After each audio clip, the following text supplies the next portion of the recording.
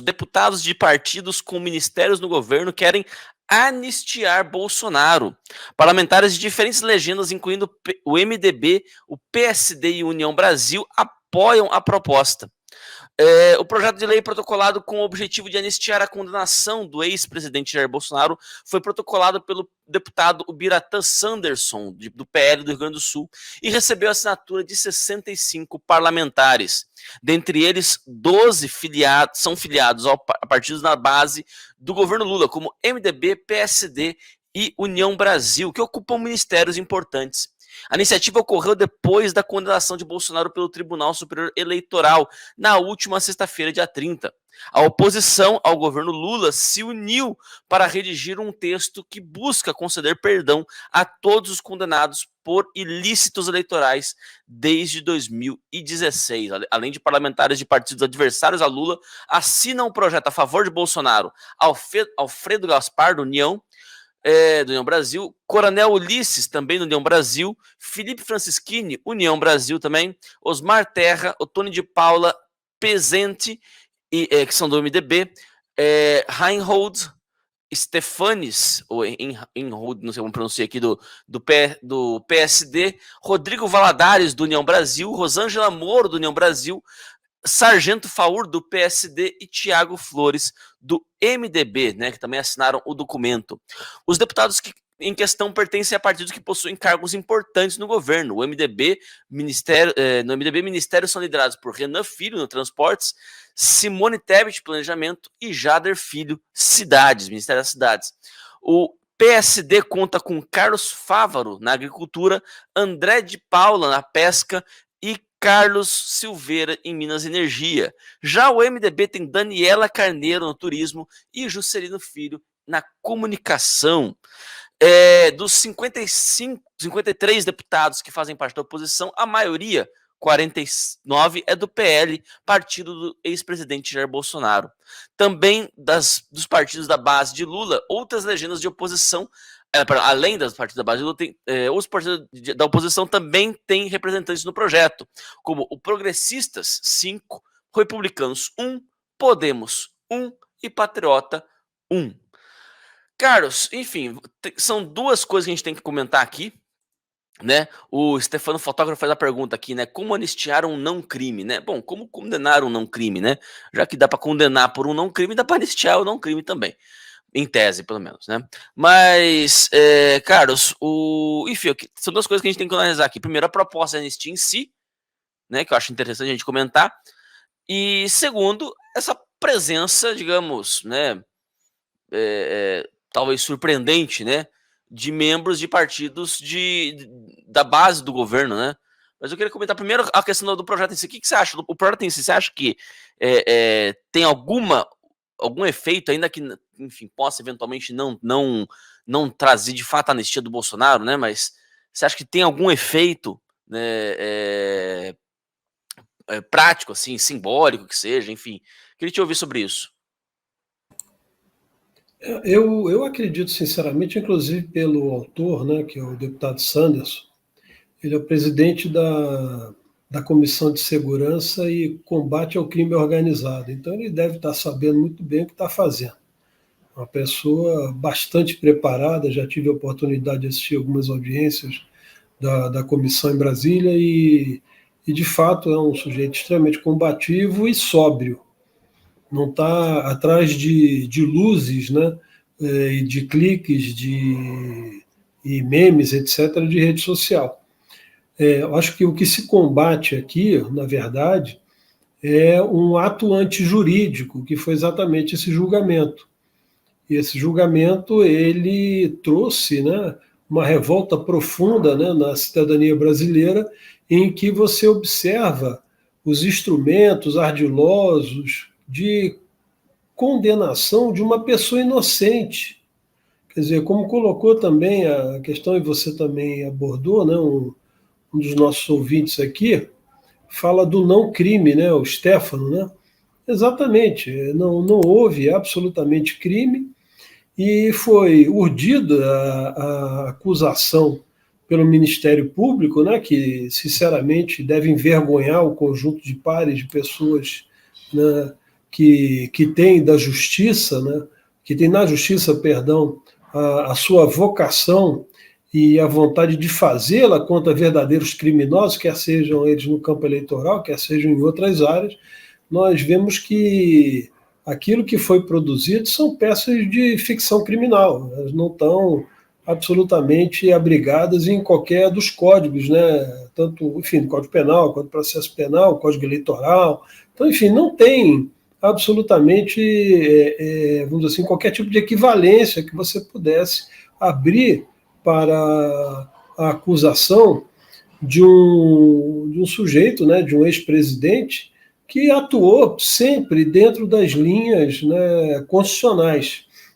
Então, eu acho que é uma medida que o legislativo se impõe a uma arbitrariedade, né, e na verdade, um ataque, aí sim, a uma figura que tem uma expressão política relevante e que esse tribunal tenta calar sobre todos os aspectos.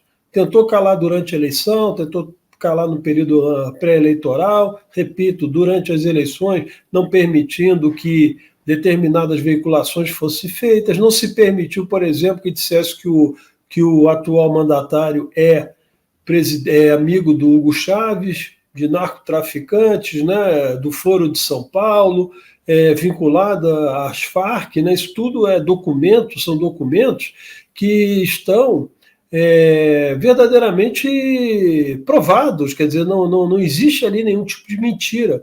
Então, essa medida legislativa, ela coloca novamente o poder legislativo como o mediador da sociedade em relação a essas atitudes injustas e arbitrárias que extrapolam a autoridade de outro poder, que é o caso do Poder Judiciário, representado pelo Tribunal Superior Eleitoral. Então, é uma medida que eu acredito que deva ter curso de consequência, né? Votação no plenário, vai ter que passar nas duas casas e passar também, como é um projeto de lei, vai passar pelo crivo da avaliação do Poder Executivo, né, podendo ser sancionado ou vetado, mas também as casas legislativas têm o direito de quebrar o veto também. Acho que é uma discussão importante, né, que o judiciário ele se sente muito, não é autônomo, né, independente, ele se sente inquestionável. Qualquer coisa que um ministro, quer seja do Supremo, quer seja do Tribunal Superior, quer seja do Tribunal Superior Eleitoral, ele praticamente se torna inquestionável. Parece que é uma violação de cidadania, vamos dizer assim, questionar um ato jurídico imperfeito. Então, eu acredito que a gente deva, né, ampliar essa discussão, a gente continue enfrentando essas realidades no parlamento, e o parlamento, aí sim, ele busca a sua autonomia e sua equivalência com os outros dois poderes, o judiciário e o poder executivo, porque o poder rebaixado hoje é exatamente o poder legislativo, notadamente o Senado da República, que tem um presidente que apequena, né, a instituição. Perfeito, perfeito. Não, mas enfim, não, vamos lá. Acho que o que você falou no começo, né, nessa primeira fala, né? Eu concordo enfim, né? Sobremaneira, né? Acho que qualquer um aqui a gente já sabe já que a decisão, isso até o PCO já falou, já, né? Você veja você, né, Carlos? Acho que a coisa começa. O PCO acho que é um bom termômetro, né, pra gente, né? Porque parece que a qualquer momento eles vão lá e referendo alguma visão, porque parece que é a única parte da esquerda que tem algum tipo de, né, de consciência, ainda que pervertida, né? Mas consciência do que está acontecendo. Qualquer pessoa minimamente capacitada consegue perceber. Bom, o Bolsonaro foi. Não é que ele é inocente do crime, é que o crime da qual ele está sendo acusado não existe. Né? Eles criam ali uma ficção jurídica, abuso de poder político para se favorecer na eleição, mas não houve favorecimento. Não houve favorecimento. É só você parar para pensar um segundo, né? Ainda, né? Vamos botar botar aqui em termos hipotéticos, né? Ainda que o Bolsonaro tenha, de fato, né, atacado as urnas eletrônicas, né, de maneira torpe, de maneira vil, né, etc. qual que é o efeito prático disso, Carlos? Qualquer pessoa consegue perceber isso daí. O efeito prático disso é que os próprios eleitores do Bolsonaro sentir-se-ão, como diria o Temer, né? Sentir-se-ão tentados a não irem votar. Não é o PT, não é o petista que não vai votar porque o Bolsonaro falou mal da urna. Quem não iria votar, em tese, eu vi muita gente falando sobre isso. Aqui no meu chat mesmo, né? Durante as eleições, eles falaram assim: não vou nem votar, não adianta nada. Entendeu? Então, quem sairia prejudicado seria o próprio Bolsonaro, se fosse este o caso.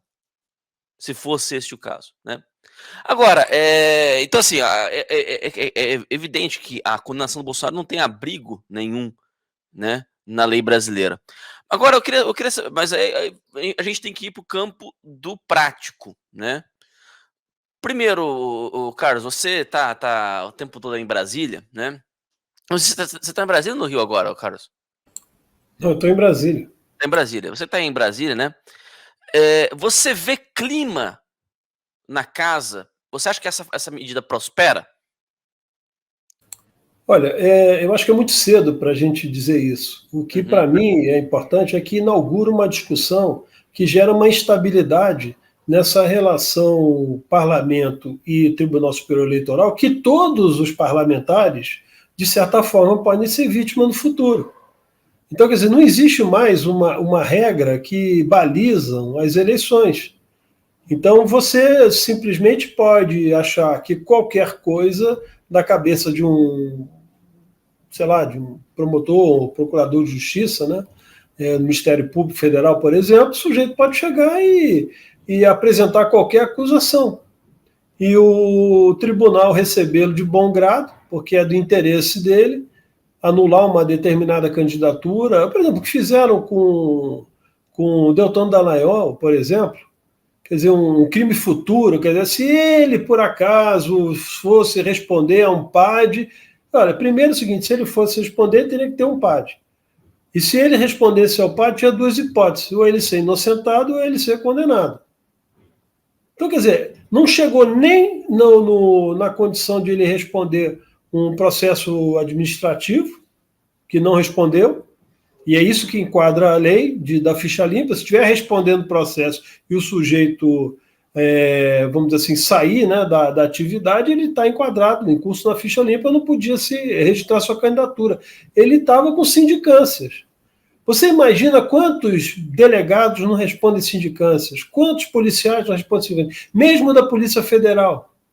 Eu não sei lá no Ministério Público se isso funciona, né? Mas tem muito. Talvez esse que acusou o Dallagnol, né? Não o Ministério Público. O Ministério Público ele foi contrário a essa medida, mas você veja bem, quantos não devem ter respondido, por exemplo, né? Sindicâncias. É natural que acontece. É do curso da vida, do processo de trabalho. Então é muito difícil. Então, o que eu vejo com seriedade é que nós precisamos ter uma discussão para reposicionar os poderes naquilo que a Constituição determina.